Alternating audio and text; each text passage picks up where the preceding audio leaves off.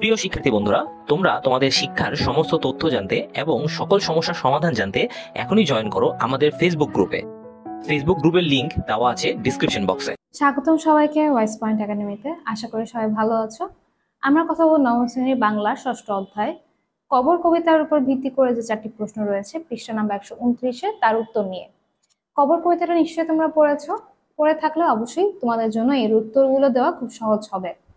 তাহলে উত্তর কিরকম হতে পারে তার ধারণা আমরা দেখে নিই। প্রথম প্রশ্ন ছিল, কবর কবিতায় কবি কি বলতে চেয়েছে? এই দ্বারা মূলত বোঝানো হচ্ছে যে কবর কবিতার মূল ভাব বা মূল বিষয়টা আসলে কি। কবর কবিতায় কবি এক বৃদ্ধ দাদুর করুণ স্মৃতিময় শোক বেদনার কথা বলতে চেয়েছেন। জীবনের শেষ প্রান্তে দাঁড়িয়ে বৃদ্ধ তার জীবনের শোকার্ত অধ্যায়গুলো উন্মোচন করেছেন তার একমাত্র অবলম্বন নাতির কাছে। গোরস্থানে গিয়ে নাতিকে তিনি একে এক এক করে তার স্ত্রী, পুত্র, পুত্রবধূ, কন্যার কবর দেখিয়ে বেদনার্ত কণ্ঠে বর্ণনা করেছেন তাদের মৃত্যুর মর্মান্তিক স্মৃতিগুলো। যে ডালিম গাছের নিচে তার স্ত্রীর কবর, সেখানে দাঁড়িয়ে তিনি অতীত সুখের স্মৃতির কথা মনে করেছেন। ছোট্ট পুতুলের মতো লাল টুকটুকে বউ এনেছিলেন ঘরে। তিনি তখন স্বামী সংসার কিছুই বুঝতেন না। পুতুল নিয়ে খেলতেন, পুতুলের বিয়ে ভেঙে গেলে কেঁদে আকুল হতেন। সংসার যখন সুখের হলো তখন চলেই গেলেন। এমন অনেক মৃত্যু বেদনা তার হৃদয়ে ক্ষতবিক্ষত। কবর কবিতায় কবি তার এই শোক বেদনার কথা বলতে চেয়েছেন। এই ছিল প্রথম প্রশ্ন। দ্বিতীয় প্রশ্নের উত্তরটা আসলে দেখে নিই। 2 নম্বরে চেয়েছে যে যেখানে যাহারে জড়ায় ধরেছি সেই চলে গেছে ছাড়ি। কবি কথাটি দিয়ে কবি কি বোঝাতে চেয়েছেন? এই লাইনটা সত্যি খুব বেদনাদায়ক একটা লাইন এবং এর গভীর মর্মার্থ রয়েছে। যেখানে যাহারে জড়ায় ধরেছি সেই চলে গেছে ছাড়ি। উদ্ধৃতি কথাটি দিয়ে কবি বৃদ্ধ দাদুর স্ত্রী, কন্যা, পুত্র, পুত্রবধূ ও নাতনির মৃত্যুর কথা বোঝাতে চেয়েছেন। প্রিয়তমা স্ত্রীর মৃত্যুর পর দাদু ছেলে মেয়ে নাতি নাতনিদের নিয়ে জীবনের বাকি দিনগুলো কাটাতে চেয়েছিলেন, কিন্তু সৃষ্টিকর্তার বিধান ছিল অন্যরকম। তাই জোয়ান ছেলে মাত্র কদিনের জ্বরে মরে মারা গেল। স্বামী শোকে বৃদ্ধের পুত্রবধূ এতই কাতর হলো যে দিনরাত কাঁদতে কাঁদতেই জীবন ক্ষয় করল। শিশু পুত্রের মায়া ত্যাগ করে সেও চলে গেল পৃথিবীর ছেড়ে। পুত্র এবং পুত্রবধূর কবর হলো পাশাপাশি।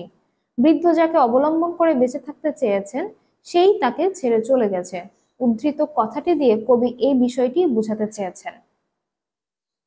3 নম্বর প্রশ্নটি দেখো, কবর কবিতায় যে সময়ের কথা বলা হয়েছে সে সময় জীবনযাত্রার মান কেমন ছিল? এটা একটা ইন্টারেস্টিং প্রশ্ন। আর সেটার উত্তর কেমন হবে দেখে নিই একটু। কবর কবিতায় 20 শতকের প্রথমার্ধের মাঝামাঝি সময়ের কথা বলা হয়েছে। দ্রব্যমূল্যের বিচারে সে সময় জীবনযাত্রার মান ভালো ছিল। জনসংখ্যার তুলনায় ফসলের উৎপাদন ছিল বেশি, জিনিসপত্রের দাম ছিল কম। আজকের মতো অবৈধ ও প্রতিযোগিতা ছিল না, ফলে স্বল্প উপার্জনেও মানুষের জীবনযাপন ছিল সুন্দর। সে সময় শিক্ষার প্রসার কম থাকলেও মানবিক মূল্যবোধের অভাব ছিল না। মানুষের প্রতি মানুষের শ্রদ্ধাবোধ ছিল। প্রতিবেশীর প্রতি প্রতিবেশীর সহানুভূতি ও সহমর্মিতা ছিল। এই সবই তো জীবনের সাথে সম্পর্কযুক্ত। এর কোনটিকে বাদ দিয়ে জীবনযাত্রা সম্পূর্ণ হয় না। এসব বিচারে বলা যায় কবর কবিতায় বর্ণিত জীবনযাত্রার মান সহজ সরল ও প্রীতিময় ছিল। আশা করি তোমরা বুঝতে পেরেছ। সর্বশেষ প্রশ্নটি রয়েছে, সেটা হচ্ছে, তোমাকে কষ্ট দিয়েছে এমন একটি মৃত্যু শোকের কথা সংক্ষেপে নিজের ভাষায় লেখো। আসলে এটা যে কোনো মানুষের, তোমার খুব কাছের যে কোনো মানুষের কে নিয়ে লিখতে পারো। এখানে তোমাদেরকে ধারণা দেওয়ার জন্য একটা বর্ণনা দেওয়া রয়েছে, তবে এইটা তোমাদেরকে লিখতে হবে কোনো কথা নেই। তোমাদের জীবন থেকে যে কোনো ঘটনা বা তোমার পরিচিত কোনো মানুষের জীবন থেকেও কোনো ঘটনা তোমরা সেখানে লিখতে পারো। এখানে উত্তরটা কিরকম হতে পারে তার একটা ধারণা আমরা দেখে নিই। আমার মায়ের মৃত্যু শোক আমাকে সবচেয়ে বেশি কষ্ট দিয়েছে। আমি বড় ভাইয়ের সঙ্গে ঢাকায় থাকি, মাঝে মাঝে বাড়ি গিয়ে মায়ের সঙ্গে দেখা করে আসি। ঈদের সময় বেশি দিন থাকি, কৌশল করে মা আটকায় রাখেন। এবার রমজান মাসে ঈদের 4-5 দিন আগেই বাড়ি যাই, এই জন্য সবচেয়ে বেশি খুশি ছিলেন মা।